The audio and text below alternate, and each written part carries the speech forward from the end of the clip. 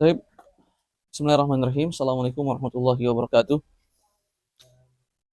Alhamdulillahirabbil alamin wassalatu wassalamu ala Rasulillah wa ala alihi wa sahbihi wa man walah. Amma ba'du. Kita masih kembali dengan tadabbur Al-Qur'an Karim, khairun nasihin, bahwa Al-Qur'an Karim adalah sebaik-baiknya penasihat gitu, sebaik-baiknya penasihat. Dan tadabbur ini adalah maksud dari diturunkannya Al-Qur'an Karim. Jadi di awal Islam itu di awal Islam turun itu para sahabat fokusnya tidak hanya belajar cara bacanya saja. Tapi setelah cara bacanya dipelajari, makharijul hurufnya dipelajari, tajwidnya dipelajari, tahsin gitu ya, mereka akan pindah setelah itu untuk mentadaburi ayat-ayat yang ia baca. Ayat-ayat yang ia baca. Apakah ada perintah dari Allah, kemudian mereka akan lakukan. Atau apakah ada larangan dari Allah, maka mereka akan jauhkan itu. Kemudian mereka mencari iman, nasihat, apa yang bisa mereka imani gitu. Sehingga itu menambah keimanan mereka, keyakinan mereka kepada Allah Subhanahu wa taala dan lebih mengenal lagi tentang kehidupan dunia dan akhirat. Dan kita sudah di surat Abasa, sebab turunnya ayat sudah kita bahas ya. Dan ayat 2, 3 dan 4 juga sudah kita bahas. Itu temanya adalah bagaimana mereka menuntut ilmu gitu ya, dan tujuan kita sesungguhnya itu apa. Maka ayat setelahnya, ayat kelima, amma man istaghna. Adapun ia yang istagna. Istagna itu sombong. Merasa dirinya itu sudah tercukupi. Merasa dirinya sudah kaya. Karena hartanya atau karena ia mendapatkan jabatan, atau karena anak-anaknya gitu. Yang membuatnya dia kaya, istagna. Gani, orang kaya gitu. Adapun mereka yang merasa tidak butuh. Sombong artinya gitu. Fa'anta lahu tasadda. Maka anda ya Muhammad malah justru ke mereka gitu. Fokus ke mereka. Wa ma'alaika alla yazakka. Padahal engkau tidak mendapatkan dosa jika mereka-mereka itu yang kaya itu tidak beriman gitu. Nah, siapakah yang dimaksud dengan ayat kelima ini? Amma man istaghna. Adapun mereka yang merasa sombong, merasa cukup dirinya, merasa kaya dan seterusnya, engkau malah mendakwahi mereka gitu. Jadi, mereka ini adalah orang-orang tokoh kufar Quraisy. Kemarin kan kisahnya Abdullah bin Umi Maktum gitu ya. Nah, jadi di sini Allah Subhanahu wa taala masih dalam menegur Rasul sallallahu alaihi wasallam dengan sangat lembut sekali gitu. Eh, Apa tadabbur yang bisa kita ambil dari ayat yang kelima ini? Adapun ia yang merasa sombong. Ternyata kesombongan itulah yang bisa menghalangi seseorang dari mendapatkan hidayah. Jadi di sini Rasul kan sedang mendakwahi orang-orang musyrikin Quraisy, tokoh Quraisy kan gitu ya. Tapi mereka sombong. Merasa sudah punya harta banyak, merasa jabatannya sudah tinggi, merasa keturunannya sudah hebat-hebat semuanya gitu. Sehingga dia sombong. Nah, faidah pertama itu adalah kebanyakan orang yang sudah merasa hartanya banyak, itu biasanya kebanyakannya mereka tidak ingin dengan ilmu, tidak betah dengan ilmu, tidak betah dengan ngaji, gitu. Kebanyakannya gitu. Hukum asalnya seperti itu. Maka seperti surat yang pertama kali turun. Surat yang pertama kali turun itu surat apa? Surat Iqra al-Alaq. Itu kan kisahnya tentang siapa? Kisahnya Abu Jahal. Dia merasa punya kaya, dia merasa punya ini, sehingga dia tidak merasa butuh dengan ilmu-ilmu seperti ini. Maka hukum asalnya, para ulama mengatakan hukum asalnya kekayaan itu lebih dekat kepada tugian, togo, kemarin kita bahas tugian, kezaliman, tidak senang dengan iman, tidak senang dengan pengajian, tidak senang dengan pembahasan tentang ini semua, hukum asalnya. Tapi bukan berarti semua yang kaya seperti itu, enggak, hukum asalnya begitu.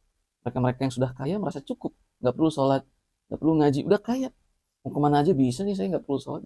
Hati-hati, kalau kekayaan membuatnya seperti itu, maka itu adalah istidraj. Istidraj itu adalah sengaja Allah berikan kekayaan perlahan demi perlahan, sedikit demi sedikit Allah tambah lagi, Allah tambah. Tapi untuk apa? Agar semakin lupa kepada Allah Subhanahu wa taala. Sampai saatnya mereka sedang menikmati kekayaan itu, mereka berpoya-poya dan saat mereka benar-benar lupa dengan Allah Subhanahu wa taala, bisa jadi saat itu juga Allah turunkan azabnya, ajalnya, sehingga mereka wafat dalam keadaan tidak ingat kepada Allah Subhanahu wa taala, dalam keadaan jauh kepada Allah Subhanahu wa taala. Itu istidraj.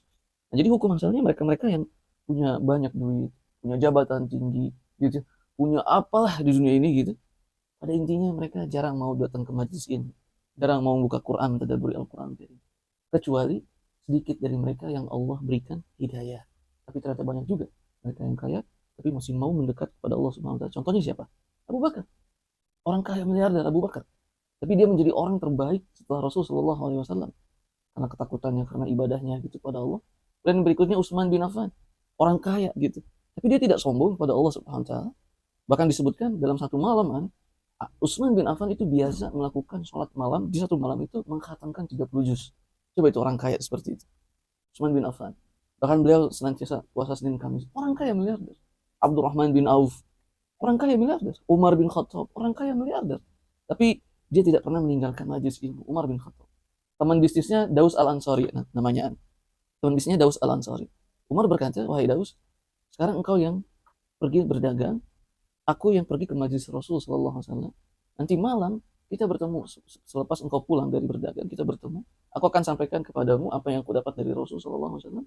Dan besok gantian, aku yang berdagang, kau yang menuntut ilmu. Nanti malam kita bertemu.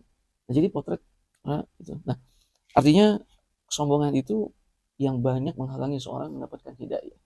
Terakhir, pembahasan terakhir, apa sih arti kesombongan gitu? Agar akhirnya kita tidak terhalangi untuk mendapatkan hidayah Allah, rahmat Allah, kan gitu. Agar saat kita menuntut ilmu, ilmu itu membekas di hati. Gitu. Ternyata yang menghalangi itu semua adalah kesombongan. Dan arti kesombongan itu adalah saat itu sahabat datang kepada Rasulullah SAW, ya Rasulullah, saat aku berpakaian indah, memakai sendal sepatu indah, apakah itu termasuk kesombongan? Kata Rasul, enggak. Innallaha thayyibun, innallaha jamilun yuhibbul jamal. Sungguhnya Allah itu indah dan mencintai yang indah-indah. Adapun kesombongan adalah batorul haqqi wa ghamtun nas. Kesombongan adalah menolak kebenaran dan merendahkan orang-orang. Menolak kebenaran cuma karena ucapan itu diucapkan oleh adik kelas kita misalnya. Atau orang di bawah umur kita. Atau mungkin orang yang sederajat sama kita. Atau mungkin orang yang duitnya nggak lebih banyak dari kita. Atau mungkin orang yang nggak punya jabatan, kita punya jabatan itu, kita tolak itu kesombongan. Gitu.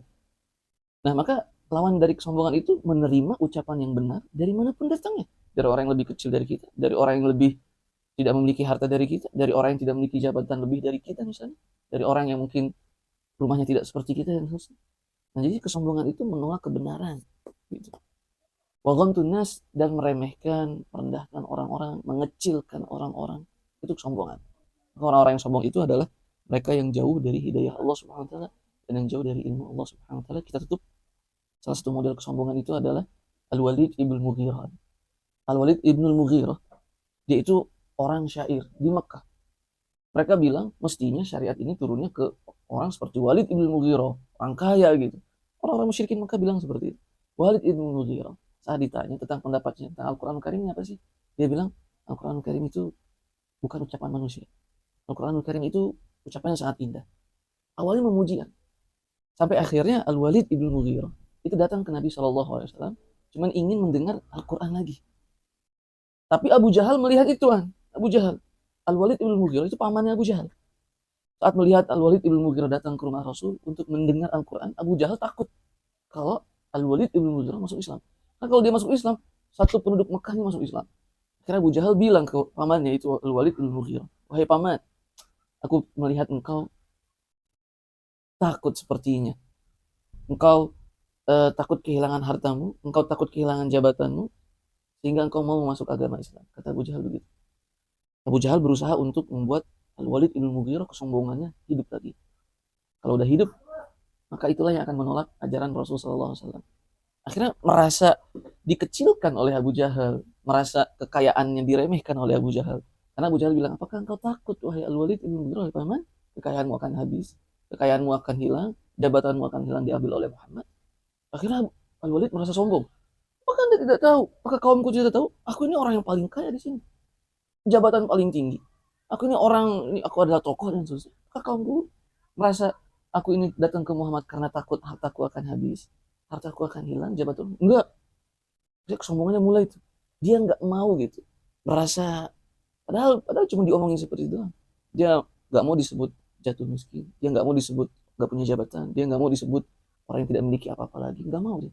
Akhirnya sejak saat itu, dia ikrarkan untuk tidak beriman kepada Rasulullah SAW, cuma karena tidak mau disebut hina, cuma karena tidak mau disebut menjadi ekor, karena tidak mau disebut takut kehilangan harta, takut kehilangan jabatan dan sebagainya. Akhirnya itulah yang menghalangi Al-Walid ibn Mughirah mendapatkan hidayah dari Allah Subhanahu wa taala. Nah, maka semoga ini menjadi pelajaran, jauhilah sifat sombong, menolak kebenaran dan meremehkan orang-orang agar kita senantiasa mendapatkan hidayah Allah Subhanahu wa taala dan ilmu yang bermanfaat. Wallahu a'lam bishawab.